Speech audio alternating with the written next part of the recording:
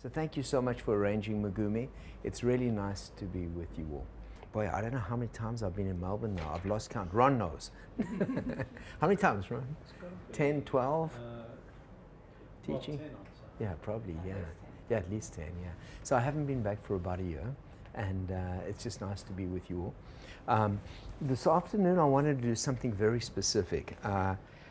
People get tired of introductions to in my seminars, and we felt like if I have analogies and stories and stuff like that, and we thought it would be really good to have a separate afternoon, which allows people who might not necessarily want to come or have time for the workshop to actually get an introduction to the work that I do. Is my volume okay for everyone? Great. If I go low, I tend to go low, so Christine just frown at me or something, and I want to please people, so I'll probably change that. All right, so what we thought might be a really great idea, which I think is a superb idea, is to have a separate afternoon where people who are interested in learning a little about the work can come, and then we'll do 3 days of immersion for those who want to stay longer or can stay longer. So thank you all for coming this afternoon. I'm appreciative of you coming out, and I'm looking forward to exploring with you. You know, one of the things I've been consulting, I trained as a psychologist, that's my training. And so I trained as a psychologist, and I explored in Zurich, in Switzerland, a model, which is the applications of a lot of the work I do in organizations. I then began to look at organizations about 15 or 17 years ago, the beginning of around about 2000. I became interested in organizational applications. I'd done a lot of social change before, but it began to transition into intact systems. And for me, the exciting thing about intact systems is that, you know, when I look at the world, you know, I was trying to change the world. Anyone else been working that? Doing a really bad job in terms of my modeling of it. Please don't follow anything. But especially we have Trump now in the United States, which is not very good, and very upsetting to me. But anyway, I was trying to change the world. I come from South Africa, and I was deeply impacted by racism during my childhood. And for many years I was going back, trying to change things around the social structure. And what I realized is the most profound changes that I was involved in have been changes in smaller systems. And somehow, you know, this whole idea of you change a person, you change the world. And if you can work on a level of an organization, and I think many of us who are consultants always have this hope that if we can truly shift something in the organization, something might be sustainable. And the sustainability might occur over time. And even if a new CEO comes in or a new direction comes in, which I've seen too, the people who are impacted take something away with them. And so it's our contribution to the world. And for me, one of the challenges I have in working with organizations is the importance for me of meaning in what I do. It's the reason that I'm not, I need to feel that what I'm doing is also meaningful for the world. And I've also come to realize is that if I don't want to burn myself out in my work, it has to be meaningful, not in terms of what I do, but meaningful in terms of my own personal development. And so what I've realized is that to the degree that I'm working on myself, I'm more effective. And I know that when I'm working on breakthroughs or significant changes in me, it shows in the work that I do. Anyone else notice that? So what happens is who I am and what I do in an organization is inextricably connected and seems to be fundamentally important. And so for me, I'm honored that you come here, not because of me, because I might be useful or not, but in the search for learning and knowledge and personal development as an opportunity in transforming ourselves to be the vehicle of the change that we want to be. Remember Gandhi's old statement, be the vehicle of the change. So there's a real hope that whatever methods we find, we can develop inside ourselves. And it's a journey, and models are just models. You know, I'm not married, I don't care about models. This model I'm going to show today I found really useful. But it's only good as much as it's useful. And I think somehow we marry models sometimes, and we don't follow what's truly right for ourselves and our own truth. And so please follow the model as much as it's useful. And if it's not useful, please throw it away. You know, there's an old colloquialism in Buddhism that says if you meet Buddha on the road, kill him. And it's the same. It's going to be limiting to the point, it will be useful to the point of limiting. And anyway, I got very involved in the model. I moved. I was living in Australia. I moved to the States to study this particular model called process work. And I became the president of the institute there. I've been pretty involved. I left about 7 years ago because I found no longer was the model in its own structure serving me, and I had to go broader. And so I went broader, and then I've come back to the model, and I've got this weaving in of a fundamental that I'm exploring with other ideas at the same time, which is really exciting for me. So I'm excited by collaboration. I'm excited by the diversity of ideas, knowing that the diversity of all ideas is enriching. And so that's really kind of the overview of where I am at the moment. So I want to give you an introduction today. And what I'm going to share is personally relevant. It's also professionally relevant to me. And I'm really hopeful that this interweaving of our own personal development and our professional development comes together. So I'm really hopeful that together we can bring those two together and we can really explore. What's nice is we want to do a video, so I hope it's okay with everyone. If you're worried that you don't want to be seen in the video, it's unlikely I think we're going to shoot individuals, but if you don't want to be seen in the video, then just let us know, right? And we'll just make sure that you're not present, if that's okay. The reason is that it will be nice to have a video, so if people come to workshops or whatever, that they at least have the basics and I don't have to repeat them. So I want to start with ideas of change. And I want to start with ideas of personal change, but not just personal change, but change which looks outside of our usual way of thinking. And I think one of the challenges we've got around change is that we often get stuck in a way of thinking which is self-limiting. Have you ever seen that? It's like we somehow can't see out of the pattern we're in. Now, for me as a coach, I'm as good as my ability to follow my client and also see outside of the box that they've created of their own limitation. Because I'm as good as a coach as I offer something outside of the usual way of being. Everyone got that? If I'm just going to support the usual way of being, they might really love me and they feel very affirmed and nothing happens. And I think the danger for many of us as consultants is people like to be supported for what they know already, and sometimes we get work just for telling people that they're good. Have you ever noticed that? And some people don't really want more than that, and yet for me that's not very satisfying because I guess I can just put on a tape recorder. You know what I mean? You don't need me for that. You can record yourself. So I'm playing when I say that. But so for me, what I'm interested in is what is outside of the box, what's outside of the way of viewing. And so when I perceive and when I work with people, I'm interested in outside of the context, not to marginalize what already is working and good within the context of where people are working, but if everything was working, you wouldn't need me.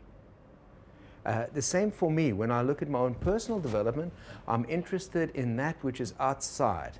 It's in the margins. It's on the outside of the context. And for me, the discipline of being a coach and a facilitator is my ability to catch things outside of the margins. So it's somehow what is on the edge of people's thinking. And so I want to share a story with you. It's a story that, please forgive me if you've heard the story before, but it's a story that I often share. Ron's smiling. Ron knows this. He has bad nightmares about this story at the moment. But it's a story in terms of the introduction to the models that I use. And what I want to do is I want to go really deeply into the models. Please stop me at any point in time. It's a small group, which is really nice. Let's go deep into some of the analysis because I actually think it's a good model. At least I created it, so I got a little ego investment in it. So I'd love to share it with you. And it's basically a whole mechanism of how to understand and manage the change process. And so that's where we're going to focus. And the story is about 3 goats. Those 3 goats live on one side of a river. And there's a little goat, a medium-sized goat, and a big goat.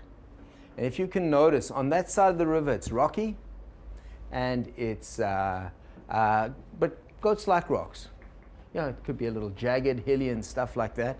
Goats like those kind of areas. So the goats are happy on that side of the river. There's only one challenge with this side of the river. And that is that there's no food. If you think about it from a symbolic perspective, we're no longer nurtured. We're no longer supported. It's not feeding us anymore.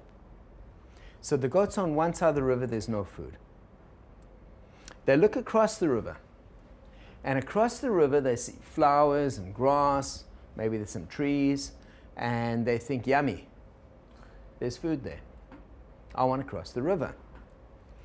And the only way across the river is by a bridge. So this looks pretty simple so far. But there's one challenge. Underneath the bridge lives a troll. And the favorite food of that troll is goat. So that's our predicament. Do you remember the story as a kid? Mm-hmm. Okay. It was gender-wise inappropriate. It was about the 3 goats, remember? 3 billy goats, but 3 goats. So underneath the bridge lives the troll. So now if we think about this from a change mechanism just for a moment, the goats are in a rocky area which they like. The area is usual. It's familiar. It's known. It's also comfortable. Goats like it in that area. Now, if they're in that area and everything is doing well, there's absolutely no reason to change, or everything is looking good. For me, there's only 2 mechanisms that I know about that create change. The one mechanism I know about is that the goats become disturbed. Disturbance is a key mechanism of change. If you ever want to grow, create a big disturbance in your life. Have you noticed? Yeah. Okay. Sometimes they're not so pleasant because they happen to us. Sometimes we decide, something occurs, there's a disturbance, and we change. Or you might find that you're doing some kind of work and you're no longer satisfied. A disturbance comes along. So the one mechanism I know about that creates change is disturbance. There's a second mechanism that I know about. And the second mechanism I know about is attraction. The 2 things are happening simultaneously in the story. The goats are disturbed because there's no food on that side of the river.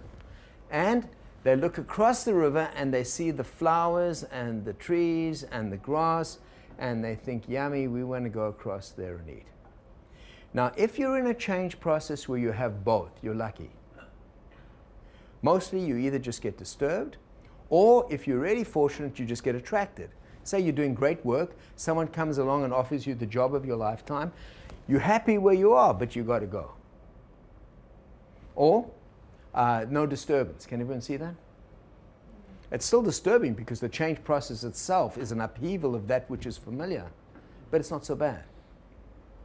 The other option that occurs is that you're just disturbed.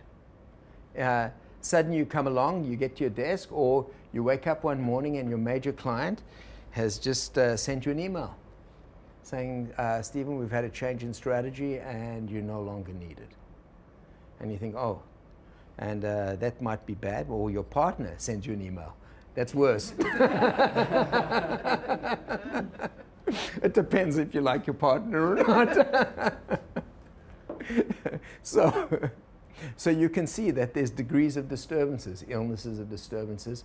Now, what's interesting about our relationship to disturbances is almost invariably when I'm disturbed, I try and get rid of the disturbance. If you have a cold, we don't think, I have a cold. What's in the cold? Why am I getting a cold? You think, okay, take some medicine. Let's get rid of it. Lots of vitamin C, etc. Now, I remember a little while ago, I had a cold and or flu, and I went to bed, and I felt relief. I felt, oh, this is so nice, just lying around in bed for a day or two. Anyone had that? Oh, what a pleasure. It's a pity I'm sick in order to get to this.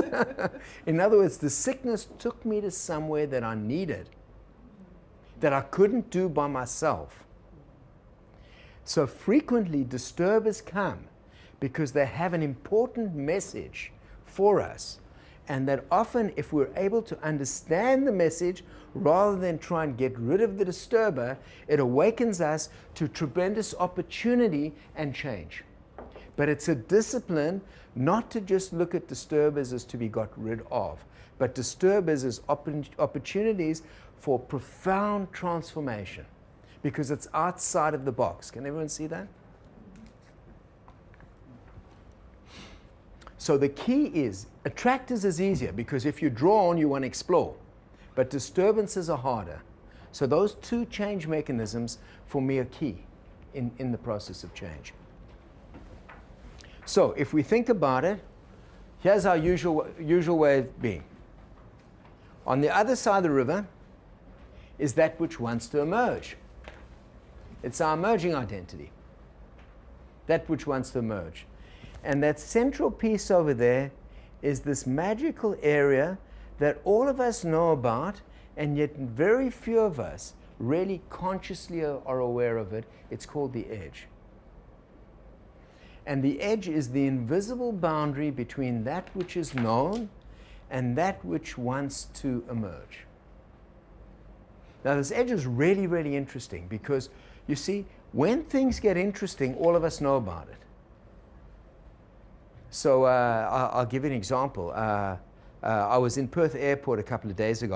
I had a superb trip. I decided, I brought my sweetheart with me, and I'd never been up to the Kimberleys. So I thought, I'm going to go up north. So I went up north. I went to Darwin and then Arnhem Land, and then I cut across. Anyway, we were in Broome, and we went down. Eventually, we had a four-wheel drive. It was a great Gibb River Road. Has anyone done that? Yeah. It's a great trip, huh? Magical. It's fantastic. It's a harsh environment, though. There's lots of flies. If you don't like being bitten by flies, you shouldn't go. I'm not sure if you like it, but it was an incredible trip, just incredibly beautiful. Anyway, I was in Perth Airport, and I'm hanging out, and suddenly this alarm goes. I've never had it before in an airport. It says, alert, alert, alert. You know, this is serious, whatever, there's something being investigated. And I noticed people woke up. Now, everyone was looking at each other. Well, what's going on around here? There's no major gunfire or anything. There's an alert. Then suddenly it says, evacuate the building. So we're in the middle. We're about to board. Evacuate the whole airport. They evacuated the whole. Has anyone been in that? It's really interesting, isn't it? So I'm looking at everyone else because I'm thinking, how are people responding? Now, because there was no major drama, no one was in panic. There was no guns. No one was in panic. And everyone just walked out of the building. But there was an awakeness. You kind of feel like you're on an edge. You know, there's something new that's occurring. There's an awakeness. There's an alertness. We're actually in something new. Or, for example, and the example I often give is, I don't know who doesn't like to sing. Megumi, can I use you for a second? Okay. If I ask, for example, Megumi if she would sing for the group now, I know it's artificial. So, Megumi, will you sing for the group? No. Okay. But you notice the energy in the group has gone up. You see, no one knows how hard I'm going to push Megumi to sing, right? But this is getting interesting. So if you were going to sleep before, we stop going to sleep because we're beginning to hang out at the edge. Because this is not quite known. Megumi, does anyone know you're singing except for the shower? No, not really. All right. So can you see what's happening? We're beginning to play around something which is unusual. So over the edge has a lot more energy. So often when I ask people, I often say, how are you doing? And they say, I'm tired. And I'll say, what are you tired of? Because sometimes it's just fatigue. But sometimes it's a tiredness of a certain way of being. Can everyone see that? And often when we move into new expressions or new forms or something outside of our usual box, it's actually invigorating. So the key that I'm really looking at now is this edge has a huge amount of energy. And the reason it has a huge amount of energy is because of the troll.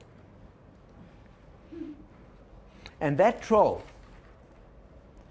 is all of the beliefs, all of the values, all of the attitudes, all of the structures and forms that keep us in our usual way of being.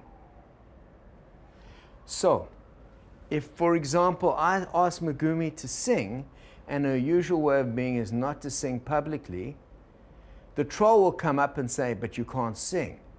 Can anyone see that? That's a belief. Or you don't know how to do that. Or are you going to be okay doing it? So this whole troll system pops up, and it's designed for two functions basically. The first thing it's designed to do is maintain. For example, if I said, Megumi, will you take your clothes off? It's not a good idea.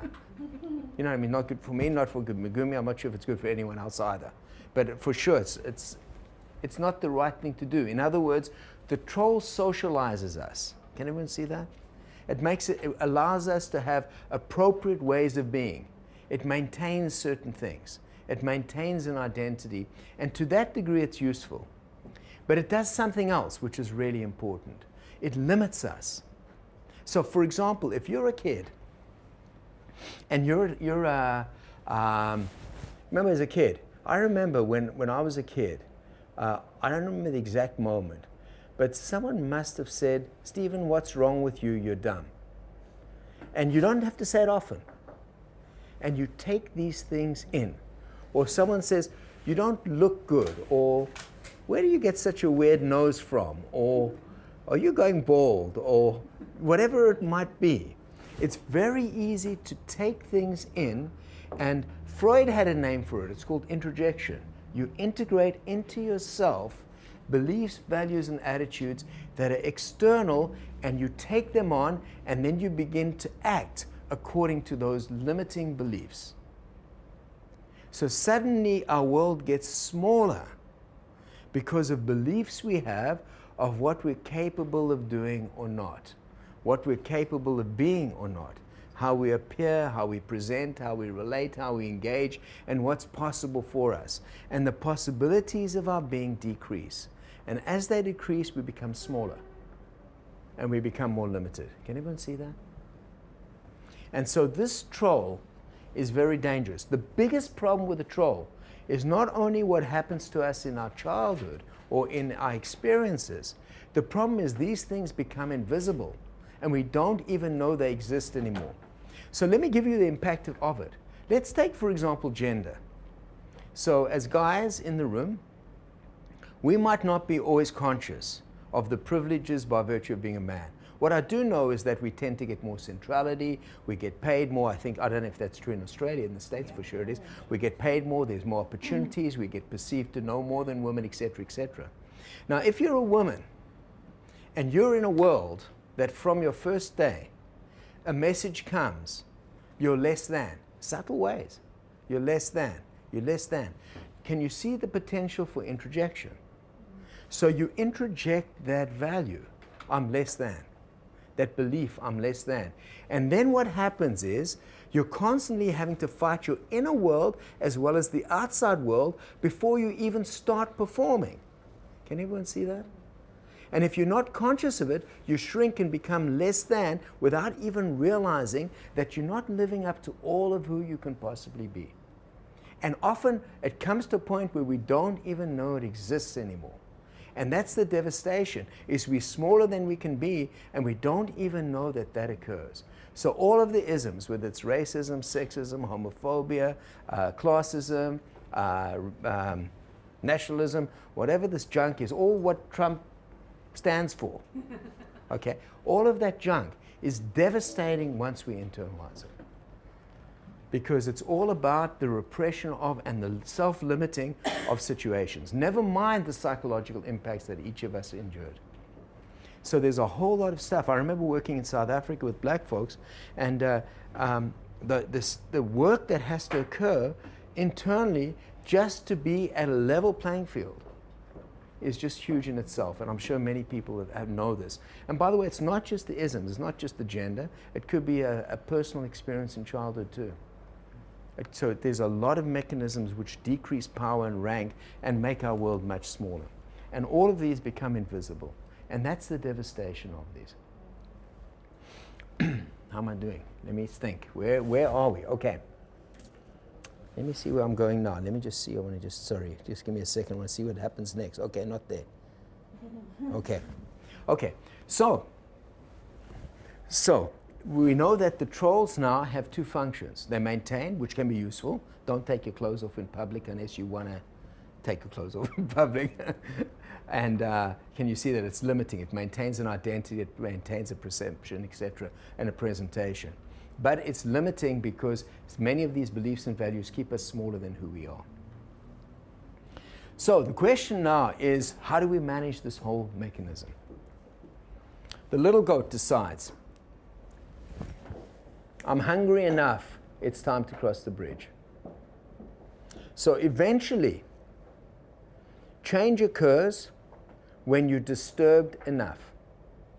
You know, if you want to change your job and you think, okay, it's time to retire, and then you think, you can't retire, you don't have enough money, or time to change jobs. What am I going to do about a job? So can you see that immediately, as soon as we have a thought outside of the box, the troll jumps up. You know, what are you going to do about money? Now that's probably a healthy troll. It says, what are you going to do about money? So the first job we can do is we can negotiate with the troll. We can say, well, what are you worried about? It says, well, you don't have enough money. How are you going to live? I might say, well, why don't I stay in the job a little longer, save a little, so that I have a buffer, for example. So can you see you're negotiating with the troll? So little goat says, I'm hungry enough, I'm disturbed enough, I need to go. So the goat starts heading for the bridge. Little goat starts heading for the bridge, and then the goat sees the troll and says, actually, I've changed my mind, I'm not that hungry anymore. Now, have you ever noticed that you're about to do something and you change your mind? Anyone been there? Oh, no, I don't really need to do that. And you cycle, and you cycle. This cycling, if you see with your clients or you notice in yourself, the cycling process, you're at an edge. You're approaching the edge, you're at this edge, and you can't quite go over, and you go round. Now, so the little goat comes back, but he's disturbed, or she's disturbed. You got to get over the bridge. I'm hungry, I need food. If the disturbance is strong enough, the goat decides to cross. So often disturbances create change in ways that nothing else can, because at some point in time, there's a preparedness to actually address something which is way over the edge for us. So the little goat goes to the bridge, sees the troll. The troll says, yummy, my breakfast. Little goat says, don't eat me. This is a negotiation, by the way. Not a very nice negotiation, but it is. Don't eat me. There's yummier, juicier goats just behind me. So the troll looks and says, all right, you can go. So the little goat crosses the bridge and starts eating. Second goat comes along and does the exact same thing. Says to the troll, don't eat me. Again, a negotiation works. Now, there's many ways of working with the troll. Negotiation sometimes is a really good one. The third goat comes along. Now, what's really interesting for me about this third goat in the story is that if you start doing something enough times, it gets less scary. Have you noticed? So you might be afraid of doing something or being something. You try it, you think, wow, I did it. The second time you think, wow, I did it again. Third time you say, yeah, I've done it before. You notice? The troll loses its power. If you're able to cross the bridges that you need to cross, and remember, summer maintenance, you don't want to cross them. But if you're able to cross the bridges that are limiting you, the trolls lose their power. So what happens in this case is the goat crosses the bridge. The troll jumps up, says, yummy, I've been waiting for you a long time, I'm going to eat you. But you see, the troll isn't as powerful symbolically anymore. And the goat is big. The goat says, no, you won't, and butts the troll. The troll falls into the water and drowns. And the goat crosses the water and lives happily ever after on the other side. Now, for me these days, for many years, the issue was more black and white. What is your usual way of being, and how do I help you to emerge into something new? These days, I'm interested in both. I'm actually interested in wholeness. The idea of the model that this comes from, the original model was Jungian psychology, and Jungian psychology is in wholeness. It's not that the usual identity is wrong. It's just limiting by itself. But the emerging identity creates opportunities and possibilities, but it too can be limiting by itself. The question is, how can we have the fluidity to at times be in one style and other times at another style? At times express one way of being and other times other ways of being. And in fact, at other times, both ways of being simultaneously. For example, tough love.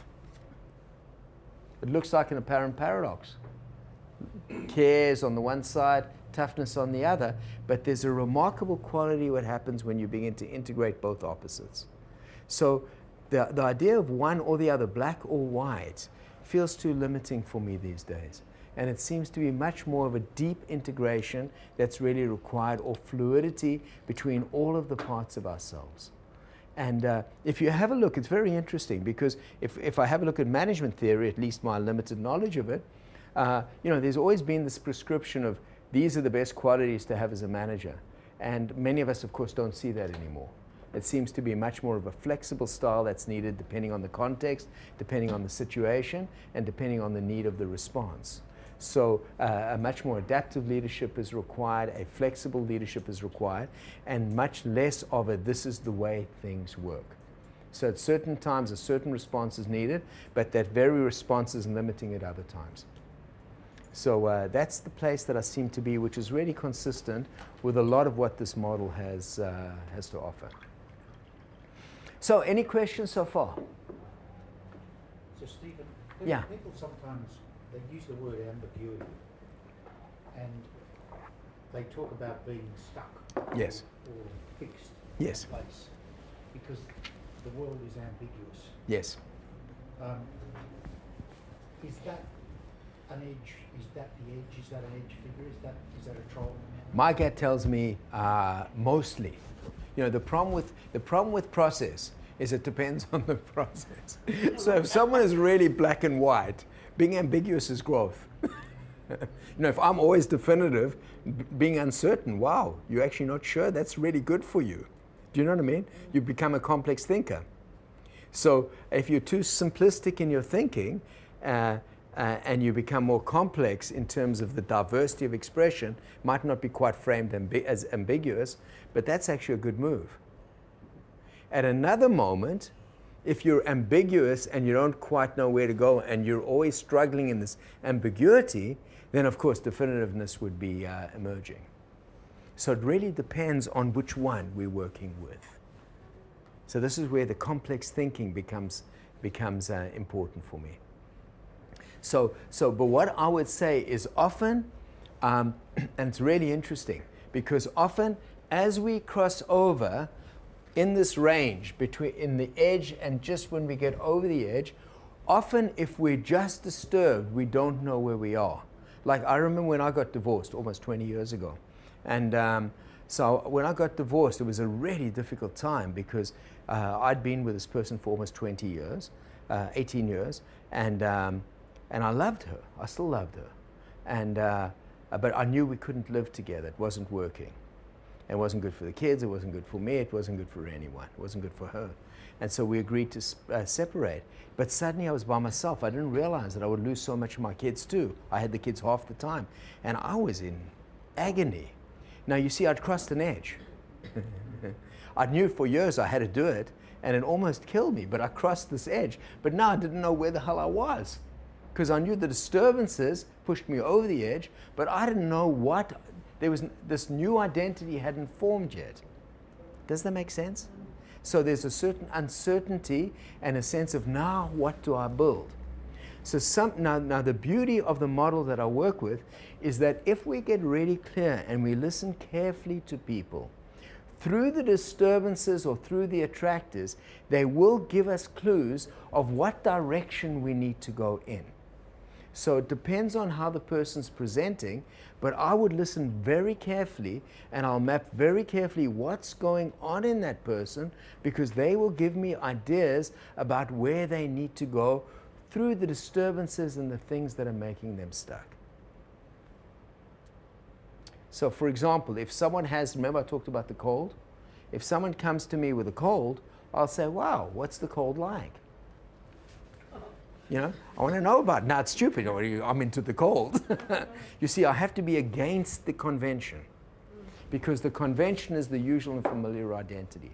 So we need to have, in order to work this model, we need to have the courage to be prepared to explore outside of the usual. So the key to the model, and the reason that I've seen it be quite transformatory, and you know, the best compliment I had was a number of years ago. I was working with an executive team, a healthcare team, a big team in British Columbia, in Canada. And a guy called me up, he said, I want to come to your seminar. And I said, why? He said, because when you work with teams, they change, and I want to know what you do. And I thought, wow, that's a compliment. It's not always true, by the way. I'm sure there's many teams that I've worked with that haven't changed, but the odd team changes, and that's because I'm working outside of the usual way of being. I don't want to just stroke what is already known, but I'm actually stroking what wants to emerge gently so that the team can hold it. I don't want to offend the team, but I'm really interested in focusing, you know, what's in the cold, what's in the disturbance, what's outside of the box, what is pulling you, what is it, not just consciously, but unintentionally too. Does that make sense, folks? So what I'm trying to do is bring in a little psychology in a way that really deepens the inquiry with our clients, with my clients, whether it's individual coaching or whether it's in group work. And I'll show you a group work model in a little while as well. Is that helpful around the ambivalence? Good, fantastic. Any other questions? Ambiguity. Ambiguity, sorry. Thank you. Another question. Sure. I can imagine that, particularly when I think of some of my clients, that their idea to solve this equation, if you like, would be to build a bigger bridge. Yes. Yes. Does that come up a lot? Yes. They'll build a bigger bridge, or a stronger bridge, or they'll try and get rid of disturbances, or yeah. So there's a whole lot of techniques. Yeah, the whole lot of techniques. It's, you know, it's really interesting. This morning I was doing a presentation. I thought, I want to look at Kodak. Remember Kodak? Yeah. And I thought, anyone know the story of Kodak? Remember this? Can I just share it, just in case? It's an old story, so it's age related. It gives away my age. But I remember when I was a kid, you know, Kodak was the camera. There was no other cameras. It's like, you know, you pick up a Kodak moment. It was a Kodak. It was the whole scene. And the strategy with Kodak in 1975, they had 90% of the international market. That's not bad for an organization. Huh? Any organization would love like 10%, level 5%, but 90% is pretty good. They had 90% of the international market on film, on chemicals, and on cameras. And they were doing great. Strategy was superb. And some guy in Kodak comes along and disturbs the team by saying, I found this amazing thing. And he showed them the first digital camera. They had all the technology in 1975. And the executive said, bury it. All of our money comes from consumables. Our strategy is cheap cameras, and all the back-end stuff, the film, the chemicals, the developing, all of that is where we make our money. No, that's not our strategy. Bury it. He came with a disturber. The market research team and marketing came and said, the market is changing. We need to catch this. Buried that too. Because we were fixed in our usual identity and we weren't disturbed enough. So then what happened is, a little later, 1981 I think it was, Sony comes out with a digital camera. And there goes Kodak. Remember Kodak? They exist, but they're a nominal company somewhere with almost nothing at this point in time.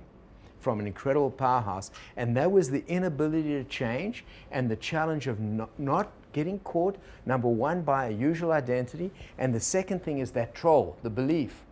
Our money comes from consumables.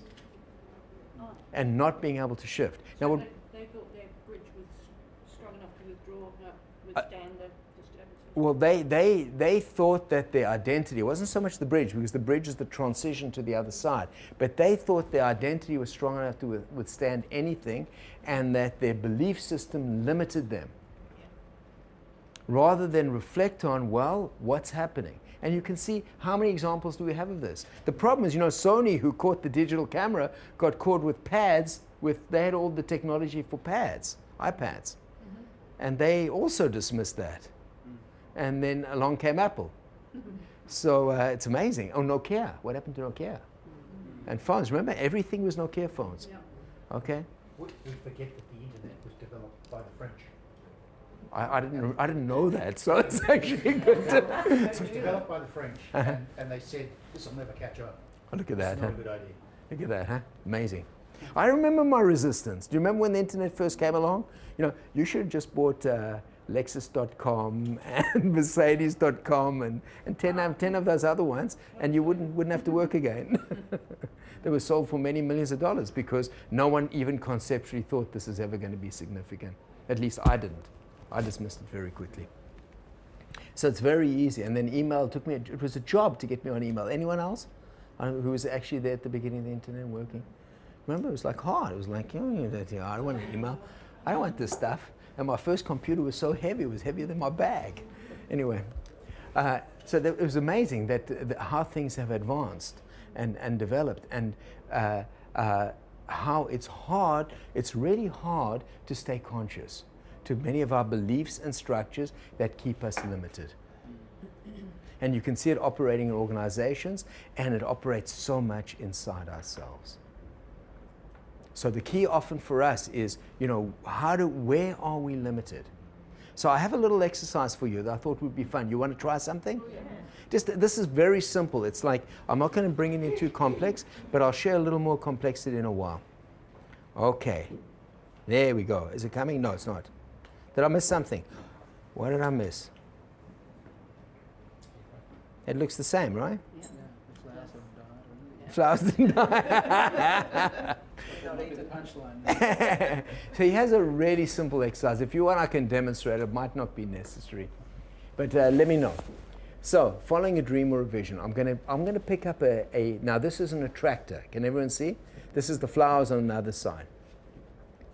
Think of something you've always wanted to do. Let me take you through it, and then we'll break up into twos and just run it through with each other. How does that sound?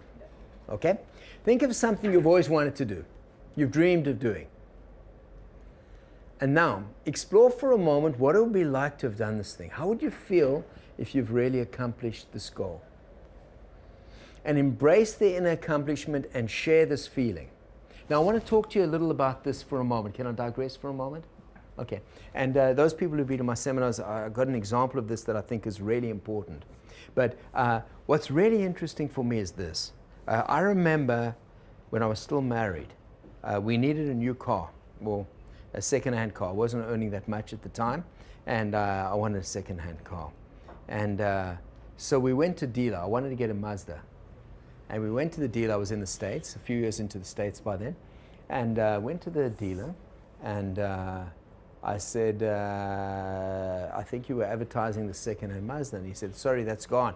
But we got this gorgeous new one. It's right at the end of the season. I think it was September. And they couldn't get the new ones in until they got rid of this last car from the previous year.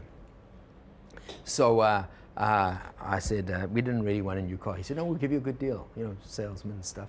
So I saw this gorgeous. It was a Mazda MX-6 VSLS. Beautiful, beautiful. It was a little coupe, black sunroof, leather seats, tan leather seats. It was a gorgeous little car. So I thought, wow, it's a really nice car. So the guy says, we want this for it. So I dropped him down, way down. And he said, okay. I thought, really? Anyway, I went over the edge and back a few times, cycling. Remember that cycling? Anyway, I eventually decided I'm going to have this car. So I remember sitting in the car, and I felt so good. You know that feeling? Smelled the new leather, and sitting there and driving along, and I felt like $1 million. I was like, wow, I feel really, really, really good. This is a nice thing. It's like, this is yummy. And I remember driving around the car feeling this. Every time I got in the car, I had this feeling for a few weeks. This feels good. Anyone else ever had that feeling? Yeah. And then one day, about 2 weeks later, I'm driving along, and I look to my left, and there's this gorgeous olive green Jag, soft top, leather seats, and the top is down, and it looks magnificent. And I just noticed the feeling going, meow, goom. That was the end of my feeling of my gorgeous car. I wanted that car now. So I thought there's two resolutions to my fetish with cars. The one resolution is I realized it was never the car in the first place I was after. It was the state. Can everyone see that? So often what we associate to a thing is really a state we're looking for that the thing will bring us. It's like money. Who wants paper? It's what we assume money will bring us that we're after. It's a freedom. Can everyone see that? Now the problem is you can get the money but not the freedom. You can get the car but the state goes. Because there was another car, or if asked Trump, more billions of dollars. You know, it doesn't seem to satisfy because it wasn't that you were after in the first place. So this is what starts addiction. Correct. Addictions are a mechanism of being attracted repetitively and thinking it's the external thing that's going to get you there. And it never does. And most addicts will say the first few times it was great. Now it's miserable. It's just to feel normal I'm doing it.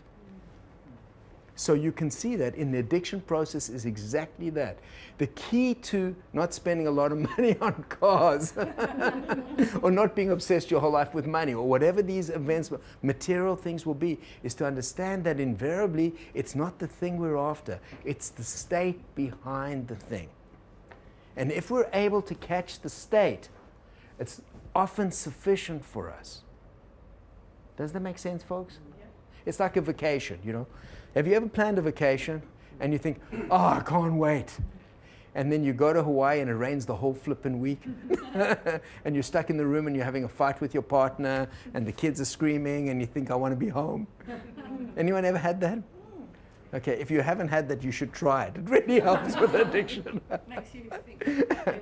That's right. But can everyone see? You see, it's the state that the situation you're hoping will bring you to. But the question is, that state can be claimed at any moment. It's just a state. The question is how we can create the capacity and the skill to get those states. It saves a lot of money. Yeah. It's not as fun because you can't buy as many handbags or you can't buy as many cars, you can't buy as many whatever. But it saves a lot in terms of recognizing what we're truly after is something much deeper. So actually the second step is a really important step. Can you see how I'm now working with attractors? That if you're attracted to something often, it's not just the event that needs to be done, but much deeper, there's an attitude or a state that needs to occur as well. Okay, so that second step is important. Everyone got that? Okay, third step. So far, so good. The next thing is let's look at the troll just for a moment. This is just a mapping. We're trying to get and understand the landscape according to the model that I've just shared. Explore why you haven't as yet done this in your life. What are your beliefs, values, or attitudes? Maybe structures. Sometimes it's a structure, like having to go to work every day, that have held you back. Are they trolls which maintain you or just limit you? If it's a limiting troll, consider doing this thing soon. And with your partner, step over the edge if possible and make plans and how you'll do this. So what do you really want to do? Don't wait. And don't wait. How can we live our lives now? You know, who knows what's happening tomorrow? And then discuss in full together, making plans as need to be to cross the edge. How does that sound, folks? Is that cool? So do you need me to model this? It's a pretty simple exercise. Would you like it modeled or? No? Okay. Okay, so why don't we grab the person next to us or Don't grab them, just ask them to work with you. So how about find the person next to you if that works. Let me see if you got 2, 4, 6, 8, 10, 12, 14. Mugumi, will you work as well? And let's go maybe 10, 15 minutes each person. How's that? And then we'll have a quick break afterwards. We'll come back together. We'll begin to look at groups.